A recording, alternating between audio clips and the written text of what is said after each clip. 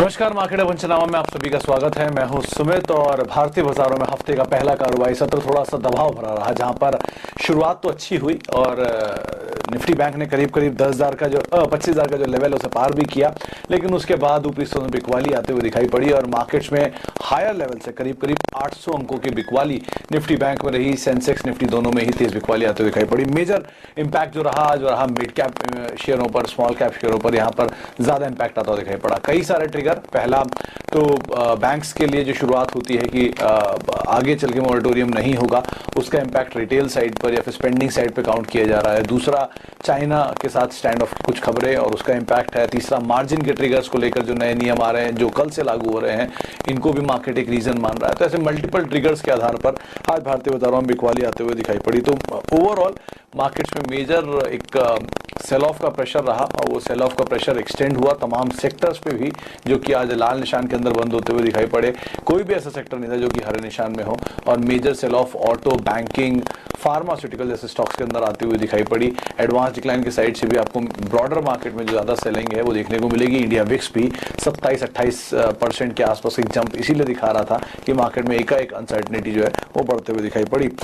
चलिए अब हम बातचीत करेंगे कुछ स्टॉक्स को लेकर भी। इंडिया के नंबर 1 ब्रोकर जीरोधा के साथ जुड़िए, जहां पर आपका ब्रोकरेज कुछ भी नहीं लगेगा। ब्रोकरेज लगेगा तो सिर्फ इंट्राडे ट्रेड में, वह भी सिर्फ 20 रुपए। तो दोस्तों, अकाउंट ओपनिंग की लिंक डिस्क्रिप्शन में है, जाइए लिंक पर क्लिक करके जीरोधा में अकाउंट ओपन कराइए और आपके जो सवाल हैं उनके जवाब देने की भी कोशिश की जाएगी। शुरुआत करते हैं पहले सवाल से। एक सवाल गिलबर्ट का आया है और उन्होंने वीआईपी इंडस्ट्रीज को लेकर एक सवाल पूछा है। देखिए, वीआईपी इंडस्ट्रीज के केस में सबसे पहले तो इसके टेक्निकल लेवल जो क्रूशियल है, 309 इसके लिए एक बहुत क्रूशियल लेवल है। अगर ये पार करता है तो इसमें तेजी और बढ़ सकती है, लेकिन 308 307 की रेंज में ये गया था बीते हफ्ते में और वहीं से इसमें सेल ऑफ आता हुआ दिखाई पड़ा। उसके बाद अब ये आज के सत्र में करीब 4-5% टूटा, 273 तक के लोस भी इसने टच किए हैं। मोमेंटम बेस्ड कॉल थी, मोमेंटम इसमें देखने को मिल रहा था हाल फिलहाल में, लेकिन उस मोमेंटम के बाद कुछ हद तक अभी फिजल आउट होता हुआ दिखाई पड़ रहा है। तो हायर लेवल से बिकवाली है, नीचे लेवल में कुछ एक्यूमुलेशन हो रहा है, लेकिन बहुत ज्यादा सब्सटेंशियली यहाँ पर बाइंग होते हुए नहीं दिखाई पड़ रही है। तो आपको कोई भी तेजी मिले तो आप 308 309 तक निकलने की कोशिश करें। 309 के ऊपर मोमेंटम आता है तो इसमें तेजी और बढ़ सकता है, नई तेजी ला सकता है, तो उस लिहाज से आप इसमें दांव लगा सकते हैं। एक सवाल आया है मिस्टर लंबी का, उन्होंने सवाल पूछा है वेंकीज को लेकर। देखिए, वेंकीज कंपनी बुरी नहीं है, पुणे बेस्ड कंपनी है, मेजरली ये पोल्ट्री के बिजनेस के अंदर कामकाज करती है और इनके कई सारे पोल्ट्री फार्म्स भी हैं और साथ साथ इंडिया की बड़ी मैन्युफैक्चरर भी है। इसके अलावा एक इंटरेस्टिंग चीज़ ये कि इनके अपने रिटेल रेस्टोरेंट आउटलेट्स भी और एक खुद की फुटबॉल टीम भी ओन करता है, जो कि इनकी अदर बिजनेस के अंदर भी आता है। खैर, लेकिन वेंकीज में प्रॉब्लम जो आई थी कि रिसेंट पोल्ट्री के शेयरों में करेक्शन आया था, कोविड-19 का जो इम्पैक्ट देखने को मिला उसकी वजह से, लॉकडाउन की वजह से इनकी सेल्स स्लंप हुई थी, लेकिन लास्ट क्वार्टर में नंबर थोड़े अपटेक हुए। इस क्वार्टर के नंबर थोड़े और बेहतर आ सकते हैं। शेयर हाई लोअर लेवल से काफी चला है, 600 रुपए का लो काटा था, उसके बाद शेयर में तेजी आई, 1500 1600 रुपए तक ये शेयर पहुंच भी चुका है, वहां से 3 गुना हो चुका है रादर मार्च के लो से।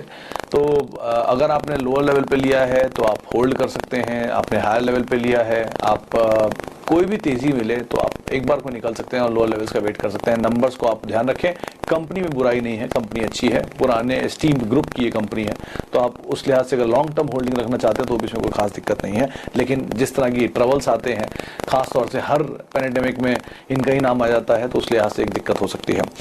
एक सवाल और, मार्केट में अचानक गिरावट क्यों आई, डाउन सब क्यों हो गया है, वर्मा साहब का सवाल है, अजय वर्मा जी का। वर्मा जी, देखिए बहुत सारे ट्रिगर हैं। पहला, चाइना का स्टैंड ऑफ, वो एक ट्रिगर बना था, लेकिन majorly mid cap small cap में सेल ऑफ आया क्योंकि जो ब्रोकर्स के नए नियम हैं जो कि लागू होने वाले हैं कल से, उनकी मीटिंग चल रही थी और जैसे ही ये फैसला आया कि वो टलेगा नहीं और कल से ही लागू होगा, बाजार ने नेगेटिवली लेना शुरू किया, स्मॉल कैप मिड कैप में हैवी करने जाता हुआ दिखाई पड़ा। तो इस वजह से थोड़ी सी बिकवाली रही और यही ट्रिगर रहे हैं। नियर टर्म में यही बोला जा रहा है कि मार्केट में लोअर लेवल पे कुछ एक बाइंग होगी, लेकिन 1-2 दिन की रेंज के बाद। तो ऐसा फंडामेंटल कोई फ्लॉ नहीं है अभी, बस मेजरली ये मार्केट के जो नियम है, जो एक्सचेंज के रूल्स आए हैं, ये और चाइना का स्टैंड ऑफ, ये 2 चीजें हैं जिनके ऊपर आप नजर रख सकते हैं। एक सवाल आईटीसी को लेकर है अंकित दुआ का। अंकित जी, ये सवाल अक्सर लोग पूछते हैं आईटीसी में क्या करें। एक्चुअल में आईटीसी एक बड़ा वेल्थ क्रिएटर है, आज का नहीं, बहुत सालों का, 20-22 साल में इन्होंने बहुत बड़ी वेल्थ क्रिएट की है।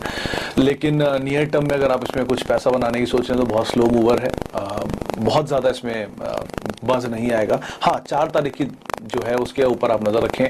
4 सितंबर को इनकी एक बोर्ड बैठक होने वाली है, डीमर्जर को लेकर कुछ खबरें आ सकती हैं वहाँ से, तो आप उसके ऊपर आप नज़र रख सकते हैं और वो एक नियर टर्म इसके लिए ट्रिगर बन के सामने आएगा। लेकिन अदरवाइज स्टॉक स्लो है। इन्वेस्टमेंट के लिए अच्छा स्टॉक है, डिविडेंड पेइंग स्टॉक है, लेकिन आपको बहुत पेशेंस चाहिए आईटीसी में बने रहने के लिए। एक सवाल अमन सिंह का है, सवाल है एसबीआई को लेकर। उन्होंने पूछा क्या किया जाए। एसबीआई में रिसेंटली बज़ हुआ था, लेकिन फिर वही ऊपरी स्तरों पर दोबारा से एक मुनाफा वसूली सप्लाईज आते हुए दिखाई पड़ रही हैं। 200-215 के ऊपर ये निकलता है तो उसमें मोमेंटम आ सकता है, लेकिन तब तक के लिए अगर आप निवेशक हैं तो बने रहें। छोटी अवधि का निवेश है तो तेजी में निकल सकते हैं, लोअर लेवल पे हमको शायद दोबारा ये शेयर फिर मिले। इसके अलावा अब और सवाल ले लेते हैं। एक सवाल आया है बीईएल को लेकर कि एंट्री लेवल बीईएल में क्या होना चाहिए। देखिए बीईएल सक्सेना साहब वैसे भी थोड़ा भागा हुआ शेयर है और लोअर लेवल से कुछ चल भी चुका है। इसी क्षेत्र में डिफेंस स्पेस में अच्छे अच्छे विकल्प अवेलेबल हैं, आप उनको देख सकते हैं। बीईएल में डिविडेंड यील्ड भी उतनी स्ट्रांग नहीं दिखेगी, इनफैक्ट एनएमडीसी ज़्यादा बेहतर विकल्प आज की डेट में हो सकता है अगर आप डिविडेंड के हिसाब से जाना चाह रहे हैं तो, क्योंकि काफ़ी करेक्शन भी आया है और एक डिप और नीचे कर लेता है तो उसकी डिविडेंड यील्ड भी अट्रैक्टिव हो जाएगी। तो आप उस लिहाज से शेयर को देखें, इसमें से आप फिलहाल एटलीस्ट निकलने की कोशिश कर सकते हैं और इसमें अवॉइड भी करें। बाजार करेक्शन के फेज में या फिर कुछ भी गिरावट आती है तो नीचे के लेवल पे आपको दोबारा शेयर फिर मिल सकता है, तो आप वहाँ पे इसमें देख सकते हैं। इसके अलावा और कुछ शेयरों पर भी बातचीत कर लेते हैं। एक सवाल आया है बीएचईएल को लेके, मोहित जी का ये सवाल है। बीएचईएल मोहित जी, वैसे तो ये शेयर लोअर लेवल पे करीब 25 रुपए की रेंज में जब आया था वहां से एक तेजी आई थी, कुछ ब्रोकर की रिपोर्ट्स भी आई थी जिसमें 40 रुपए तक के टारगेट्स भी दे रही थी। कंपनी ठीक है, स्ट्रॉन्ग एसेट वैल्यू है इस कंपनी के साथ, इसमें कोई दो राय नहीं है। कंपनी पर बहुत बड़ी एसेट वैल्यू है और ये मार्केट की फॉल के बाद नीचे भी आया है। लेकिन हाँ, जो कंपनी के बिजनेस है उसमें नंबर्स कैसे आते हैं, लास्ट क्वार्टर के नंबर्स तो ढीले थे, इस क्वार्टर के नंबर्स में अगर कोई अपटिक आता है तो इसमें आप पोजीशन लें। लेकिन फेयर वैल्यू इसकी 26, 27, 30, 32 की रेंज में कहीं आपको ये शेयर मिलता है तो आप दोबारा इसमें एंट्री कर सकते हैं। जो गिरावट आ रही है हाल की वहाँ पर आप नज़र रखें, कुछ भी फॉल और देखने को मिलता है तो आप वहाँ पर एक्यूमुलेट कर सकते हैं लोअर लेवल्स पे स्लोली, लेकिन एक साथ चंक में इसमें पैसा ना डालें। एटलीस्ट ये अभी के सिनेरियो को देखते हुए एडवाइजेबल है। इसके अलावा एक सवाल एक्सिस बैंक और इंडसइंड बैंक में व्यू बताएं प्लीज। दीप जी का सवाल है। दीप जी देखिए, एक्सिस बैंक, इंडसइंड बैंक बहुत ज़्यादा चले हुए बैंक है, इसमें कोई दो राय नहीं है। मार्च के लो से लेकर अब तक 100% चल चुका है इंडसइंड बैंक और एक्सिस बैंक में भी तेज़ी काफ़ी बनी रही है। एक्सिस बैंक के लिए नियर टर्म में मल्टीपल ट्रिगर्स हैं जो किसी शायद तेज़ी की तरफ ले जा सकते हैं, लेकिन इंडसइंड बैंक भाग चुका है, थोड़ा शायद ब्रीदर ले, अगर ब्रीदर लेता है नीचे की तरफ मिलते हैं दोनों बैंक, रादर मतलब बैंक ही में इतनी बड़ी तेजी आ चुकी है तो अगर कहीं भी ब्रीदर लेते हैं नीचे की तरफ आपको मिलते हैं, यहाँ से एक रीजनेबल 10 से 12% नीचे की तरफ मिल जाते हैं तो आप वहाँ पे इन्वेस्ट करें। अभी के लिए एटलीस्ट जब मार्केट में बहुत पूरी तेजी का एक रुख बना हुआ है तो थोड़ा सा वेट कर लें। आप ट्रेड के लिहाज से आप भूल जाएं कि इसमें वॉल्यूम काफ़ी कम होता है, स्प्रेड काफ़ी मिलेगा, दिक्कत होगी आपको लेने खरीदने बेचने में। इन्वेस्टमेंट के लिहाज से आप इसके किसी भी गिरावट में आप इन्वेस्ट करें, वो ज़्यादा बेहतर विकल्प हो सकता है। और आखिरी में एक सवाल और लेते हैं, वो सवाल हो सकता है ओम प्रकाश पटेल जी का सवाल है जेएसपी यस बैंक को लेकर। यस बैंक, देखिए यस बैंक के केस में ये मार्च के लोज से मैं जब कैलकुलेट कर रहा था तो ये स्टॉक अभी भी नेगेटिव साइड पे ही परफॉर्म कर रहा है। इस स्टॉक में कोई इन्वेस्टमेंट कॉल तो एटलीस्ट नहीं है, आप इन्वेस्ट तो ना ही करेंगे क्योंकि इसमें अभी तक पिक्चर क्लियर नहीं है नंबर्स को लेकर। आज भसीन साहब से सुबह बात हो रही थी तो वो तो ये कह रहे थे कि उनकी तरफ से तो ये प्रेफर्ड कॉल है, लेकिन इंडिविजुअली आप स्टॉक के पहले नंबर देख लें और नंबर के बाद इसमें इन्वेस्ट करें, वो एक ज़्यादा बेहतर विकल्प हो सकता है। लेकिन ऐसे डायरेक्ट इन्वेस्ट करना अभी के लिए ठीक नहीं है। ट्रेडिंग के व्यू से शेयर जरूर चलता है, लेकिन बहुत बेहतर विकल्प बाजार में भी अवेलेबल है, आप उसको तलाशें, उसमें निवेश करें, वो ज़्यादा अच्छा ऑप्शन हो सकता है। तो फिलहाल मार्केट्स के पंचनामा में तो अब इतना ही रहेगा, लेकिन आप मुझसे जुड़ना चाहते हैं तो @सुमित रिसर्च ये मेरा ट्विटर हैंडल है, आप मुझसे वहाँ जुड़ सकते हैं, बातचीत हो सकती है। लेकिन फिलहाल के लिए इतना ही, नमस्कार। कि आप लोग बाजार में ट्रेडिंग या निवेश करते हैं और अभी भी ब्रोकरेज के नाम पर अपनी हज़ारों रुपए बर्बाद कर रहे हैं तो अब बदलिए और देश के सबसे अच्छे, बड़े और सबसे भरोसेमंद ब्रोकर जिरोधा के साथ जुड़िए, जहां पर आपका ब्रोकरेज कुछ भी नहीं लगेगा। ब्रोकरेज लगेगा तो सिर्फ इंट्राडे ट्रेड में, वह भी सिर्फ 20 रुपये। और दोस्तों साथ ही आपको बता दूं कि यहाँ पर अकाउंट ओपन कराने के लिए आपको अपना POA यानी कि पावर ऑफ अटॉर्नी देने की कोई आवश्यकता नहीं है, जिसका उपयोग करके हाल ही में देश के एक बड़े ब्रोकर ने 2000 करोड़ का घोटाला किया।